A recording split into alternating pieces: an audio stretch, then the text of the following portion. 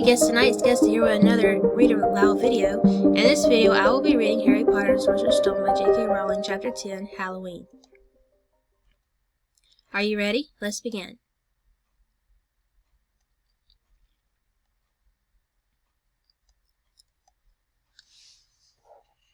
Chapter 10, Halloween. Malfoy couldn't believe his eyes when he saw that Harry and Ron were still at Hogwarts the next day, looking tired but perfectly cheerful. Indeed, by the next morning, Harry and Ron thought that meeting the three-headed dog had been an excellent adventure, and they were quite keen to have another one. In the meantime, Harry filled Ron in about a package that seemed to have been moved from Gringotts to Hogwarts, and they spent a lot of time wondering what could possibly need such heavy protection. "It's either really valuable or really dangerous," said Ron. "Or both," said Harry. But as all they knew for sure about the mysterious object was that it was about 2 inches long, they didn't have much chance of guessing what it was without further clues. Neither Neville nor Hermione showed the slightest interest in what lay underneath the dog in the trapdoor. All Neville cared about was never to go near the dog again. Hermione was now refusing to speak to Harry and Ron, but she was such a bossy know-it-all that they saw this as an added bonus. All they really wanted now was a way of getting back at Malfoy, and to their great delight, just such a thing arrived in the mail about a week later. As the owls flooded into the great hall as usual, everyone's attention was caught at once by a long, thin package carried by 6 large screech owls. Harry was just as interested as everyone else to see what was in this large parcel, and was amazed when the owls soared down, dropped it right in front of him, knocking his bacon to the floor. They had hardly fluttered out of the way when another owl dropped a letter on top of the parcel. Harry ripped open the letter first, which was lucky because it said, "Do not open the parcel at the table. It contains your new Nimbus 2000, but I don't want everybody knowing you've got a broomstick, or they'll all want one. Oliver Wood will meet you tonight at the Quidditch field at 7 o'clock for your first training session. Professor McGonagall." Harry had difficulty hiding his glee as he handed the note to Ron to read. "A Nimbus 2000, Ron moaned enviously. "I've never even touched one." They left the hall quickly, wanting to unwrap the broomstick in private before their first class. But halfway across the entrance hall they found the way upstairs barred by Crabbe and Goyle. Malfoy seized the package from Harry and felt it. "It's the broomstick," he said, throwing it back to Harry with a mixture of jealousy and spite on his face. "You'll be in for it this time, Potter. First years aren't allowed them." Ron couldn't resist. "It's not any old broomstick," he said. "It's a Nimbus 2000. What did you say you've got at home, Malfoy? A Comet 260? Ron grinned at Harry. "Comets look flashy, but they're not in the same league as the Nimbus." "What would you know about it, Weasley? You couldn't afford half the handle." Malfoy snapped back. "I suppose you and your brothers have to save up twig by twig." Before Ron could answer, Professor Flitwick appeared at Malfoy's elbow. "Not arguing, I hope, boys," he squeaked. "Potter's been sent a broomstick, Professor," said Malfoy quickly. Yes, that's right," said Professor Flitwick, beaming at Harry. Professor McGonagall's told me all about the special circumstances, Potter. And what model is it?" "A Nimbus 2000, sir," said Harry, fighting not to laugh at the look of horror on Malfoy's face. "And it's really thanks to Malfoy here that I've got it," he added. Harry and Ron headed upstairs, smothering their laughter at Malfoy's obvious rage and confusion. "Well, that is true," Harry chortled as they reached the top of the marble staircase. "If he hadn't stolen Neville's Remembrall, I wouldn't be on the team. So I suppose you think that's the reward for breaking rules?" Came an angry voice from just behind them. Hermione was stomping up the stairs, looking disapprovingly at the package in Harry's hand. "I thought you weren't speaking to us," said Harry. "Yes. Don't stop now," said Ron. "It's doing us so much good." Hermione marched away with her nose in the air. Harry had a lot of trouble keeping his mind on his lessons that day. It kept wandering up to the dormitory where his new broomstick was lying under his bed, and straying off to Quidditch field where he'd be learning to play that night. He bolted his dinner that evening without noticing what he was eating, and then rushed upstairs with Ron to unwrap the Nimbus 2000 at last. "Wow," Ron sighed, as the broomstick rolled onto Harry's bed.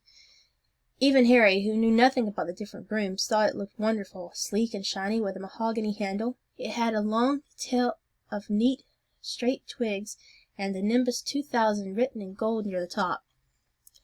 As 7 o'clock drew near, Harry left the castle and set off in the dusk toward the Quidditch field. He had never been inside the stadium before, and hundreds of seats were raised in stands around the field so that the spectators were high enough to see what was going on. At either end of the field there were 3 golden poles with hoops on the end. They reminded Harry of little plastic sticks that Muggle children blew bubbles through, except that they were 50 feet high. Too eager to fly again to wait for Wood, Harry mounted his broomstick and kicked off from the ground. What a feeling! He swooped in and out of the goal post, and then sped up and down the field. The Nimbus 2000 turned wherever he wanted at his slightest touch. "Hey, Potter, come down."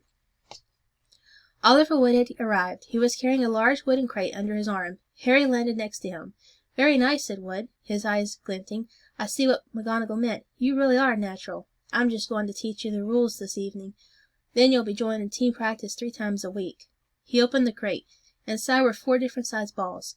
"Right," said Wood. "Now, Quidditch is easy enough to understand, even if it's not too easy to play. There are 7 players on each side. 3 of them are called chasers." 3 chasers, Harry repeated as Wood took out a bright red ball about the size of a soccer ball. This ball is called the quaffle," said Wood. "The chasers throw the quaffle to each other and try and get it through one of the hoops to score a goal. 10 points every time the quaffle goes through one of the hoops. Follow me?" The chasers throw the quaffle and put it through the hoops to score," Harry recited. "So, that's sort of like basketball on broomsticks with 6 hoops, isn't it?" "What's basketball?" said Hood curiously. "Never mind," said Harry quickly. "Now, there is another player on each side who's called the keeper. I'm keeper for Gryffindor. I have to fly around the hoops and stop the other team from scoring." 3 chasers, 1 keeper," said Harry, who was determined to remember it all. "And they play with the quaffle. Okay, got that. So what are they for?" He pointed at the 3 balls on the inside of the box. "I'll show you now," said Wood. "Take this." He handed Harry a small club, a bit like a short baseball bat. "I'm going to show you what the bludgers do," Wood said. "These 2 are the bludgers." He showed Harry 2 identical balls, jet black and slightly smaller than the red quaffle. Harry noticed that they seemed to be straining to escape the straps holding them inside the box. "Stand back," Wood warned Harry. He bent down and freed one of the bludgers. At once the black ball rose high in the air and then pelted straight at Harry's face. Harry swung at it with the bat to stop it from breaking his nose, and sent it zigzagging away into the air. It zoomed around their heads and then shot at Wood, who dived on top of it and managed to pin it to the ground. "See?" Wood panted, forcing the struggling bludger back into the crate and strapping it down safely. "The bludgers rocket around, trying to knock players off their brooms. That's why you have 2 beaters on each team. The Weasley twins are ours. It's their job to protect their side from the bludgers and try and knock them toward the other team. So, think you got all that?" 3 chasers try and score with a quaffle. The keeper guards the goalposts. The beaters keep the bludgers away from their team. Harry reeled off. "Very good," said Wood. Have the bludgers ever killed anyone?" Harry asked, hoping he sounded offhand. "Never at Hogwarts. We've had a couple of broken jaws, but nothing worse than that. Now, the last member of the team is the Seeker. That's you. And you don't have to worry about the quaffle or the bludgers, unless they crack my head open." "Don't worry. The Weasleys are more than a match for the bludgers. I mean, they're like a pair of human bludgers themselves." Wood reached into the crate and took out the 4th and last ball. Compared to the quaffle and the bludgers, it was tiny, about the size of a large walnut. It was bright gold and had little fluttering silver wings. "This," said Wood, "is the golden snitch. It is the most important ball of the lot. It's very hard to catch because it's so fast and difficult to see. It's the Seeker's job to catch it. You've got to weave in and out of the chasers, beaters, bludgers, and quaffle to get to it before the other team Seeker. Because whichever Seeker catches the snitch wins his team an extra 150 points. So they nearly always win. That's why Seekers get fouled so much. A game of Quidditch only ends when the snitch is caught, so it can go on for ages. I think the record is 3 months. They had to keep bringing on substitutes so players could get some sleep." "Well, that's it. Any questions?" Harry shook his head. He understood what he had to do all right. It was doing it that was going to be the problem. "We won't practice with a snitch yet," said Wood, carefully shutting it back inside the crate. "It's too dark. We might lose it. Let's try you out with a few of these." He pulled a bag of ordinary golf balls out of his pocket, and a few minutes later he and Harry were up in the air, Wood throwing the golf balls as hard as he could and in every direction for Harry to catch. Harry didn't miss a single one, and Wood was delighted. After half an hour, night had finally fallen, and they couldn't carry on. "That Quidditch Cup will have our name on it this year," said Wood happily as they trudged back up to the castle. "I wouldn't be surprised if you turned out better than Charlie Weasley, and he could have played for England if he hadn't gone off chasing dragons." Perhaps it was because he was now so busy what with Quidditch practice 3 evenings a week on top of all his homework, but Harry could hardly believe when he realized that he had already been at Hogwarts 2 months. The castle felt more like home than Privet Drive ever had. His lessons, too, were becoming more and more interesting now that they had mastered the basics. On Halloween morning they woke to the delicious smell of baked pumpkin wafting through the corridors. Even better, Professor Flitwick announced in Charms that he thought they were ready to start making objects fly, something they had all been dying to try since they had seen him make Neville's toad zoom around the classroom. Professor Flitwick put the class into pairs to practice. Harry's partner was Seamus Finnegan, which was a relief because Neville had been trying to catch his eye. Ron, however, was to be working with Hermione Granger. It was hard to tell whether Ron or Hermione was angry about this. She hadn't spoken to either of them since the day Harry's broomstick had arrived. "Now don't forget that nice wrist movement we've been practicing," squeaked Professor Flitwick, perched on top of his pile of books as usual. "Swish and flick, remember, swish and flick, and saying the magic words properly is very important. 2. Never forget Wizard Barufio, who said S instead of F and found himself on the floor with a buffalo on his chest."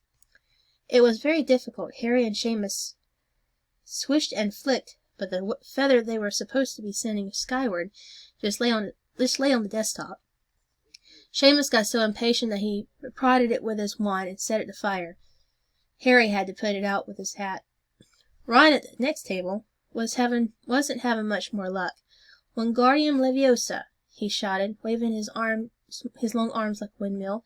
"You're saying it wrong," Harry heard Hermione snap. "It's Wingardium Leviosa, not Make the guard nice and long." "You do it then if you're so clever," Ron snarled. Hermione rolled up her sleeves of her gown, flicked her wand and said, "Wingardium Leviosa." Their feather rose off the desk and hovered about 4 feet above their heads.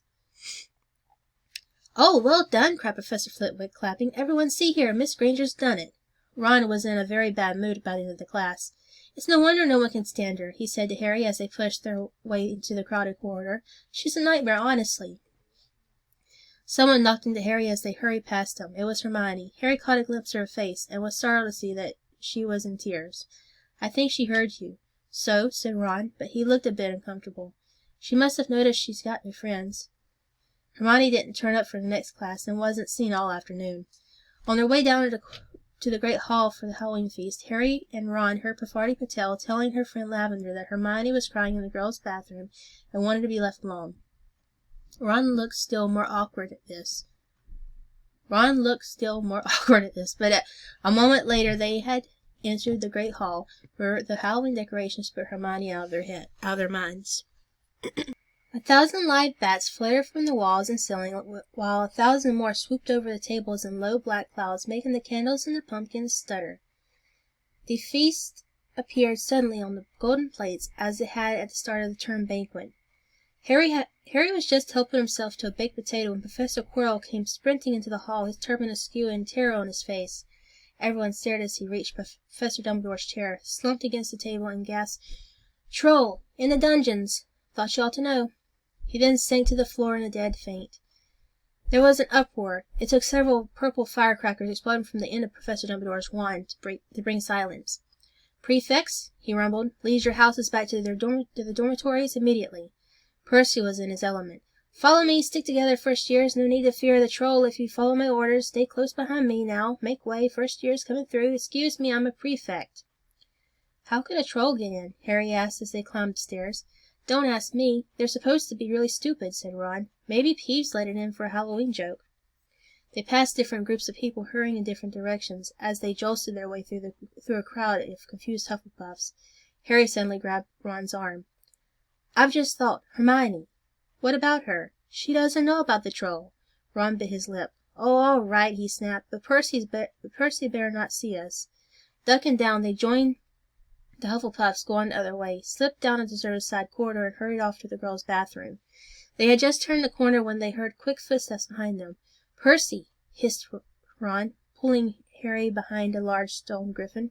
Peering around it, however, they saw not Percy, but Snape. He crossed the corridor and disappeared from view. What's he doing? Harry whispered.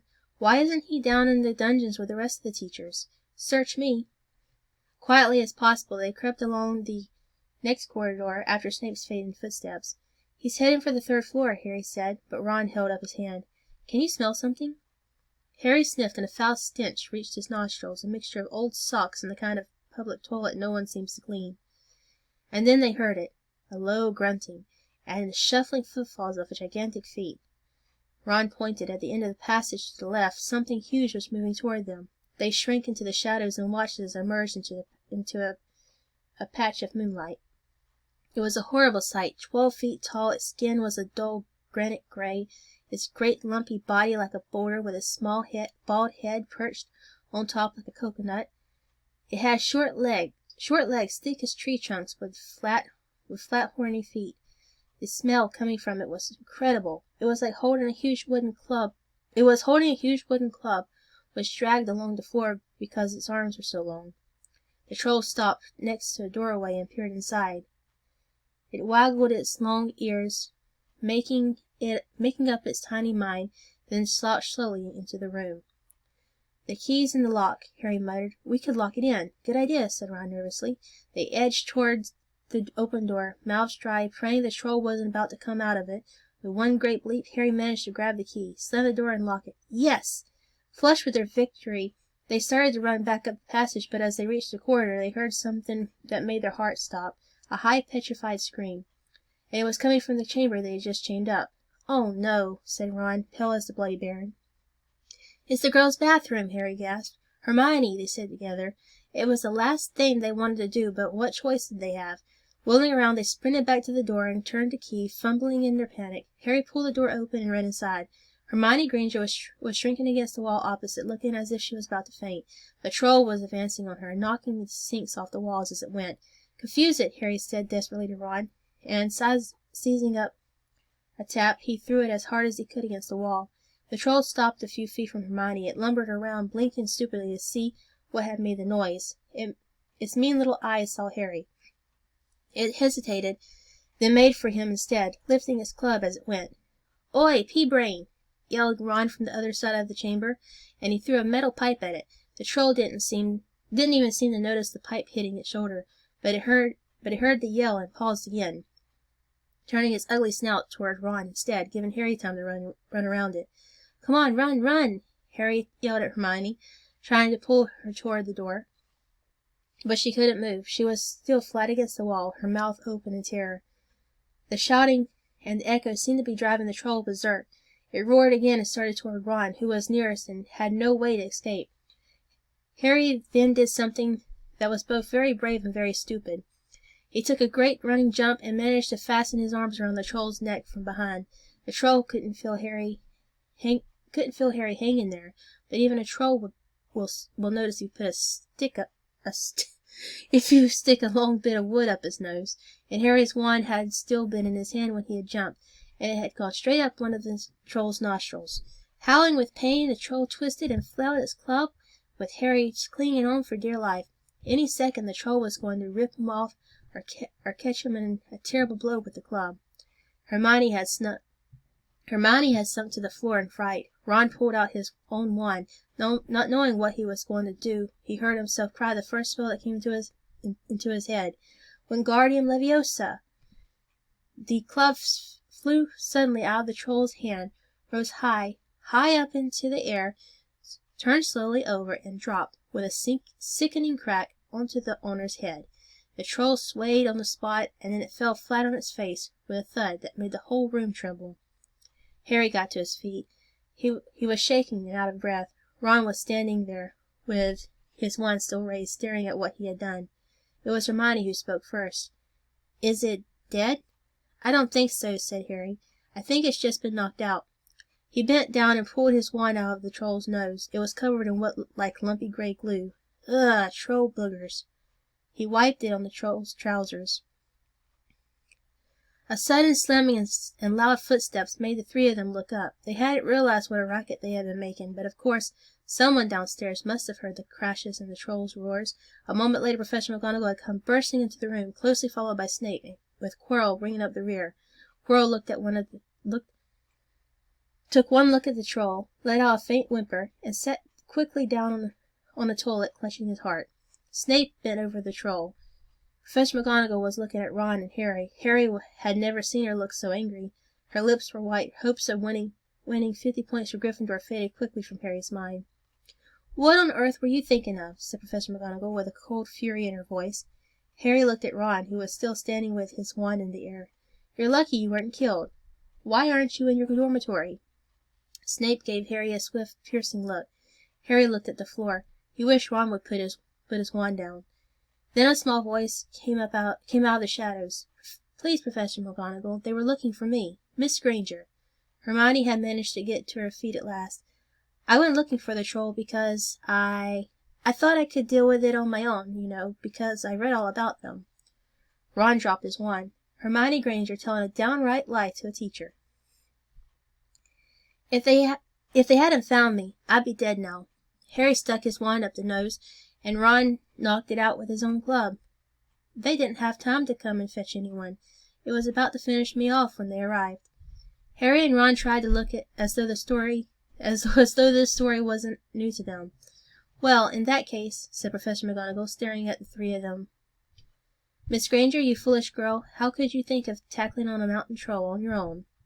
Hermione hung her head. Harry was speechless. Hermione was the last person to do anything against the rules, and here she was pretending she had, to get them out of trouble. It was as if Snape had started handing out sweets. "Miss Granger, 5 points will be taken from Gryffindor for this," said Professor McGonagall. "I'm very disappointed in you. If you're not hurt at all, you better get off the Gryffindor Tower.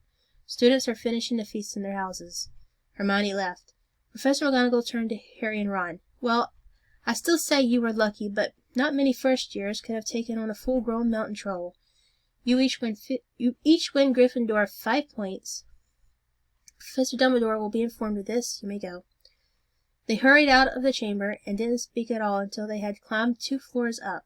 It was a relief to be away from the smell of the troll, quite apart from anything else. "We should have gotten more than 10 points, Ron grumbled. 5, you mean, once she's taken off Hermione's." "Good of her to get us out of trouble like that," Ron admitted. "Mind you, we did save her." "She might not have needed saving if we hadn't locked the thing in with her," Harry reminded him. They had reached the portrait of the fat lady. "Pig snout," they said, and entered. The common room was packed and noisy. Everyone was eating the food that had been sent up. Hermione, however, stood alone by the door, waiting for them. There was a very embarrassed pause. Then, none of them looking at each other, they all said thanks and hurried off to get plates. But from that moment on, Hermione Granger became their friend. There are some things you can't share without ending up like each other, and knocking out a 12-foot mountain troll was one of them.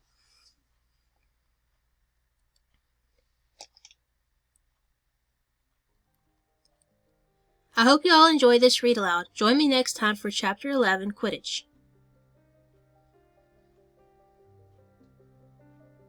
I hope you all enjoyed this video. Remember to like it if you did. Do you want to see more of my videos in the future? Subscribe. You can also find me on Facebook, Twitter, TikTok, Instagram, and Twitch. Just check out my info page on my channel for more information. Stay healthy, other guys, and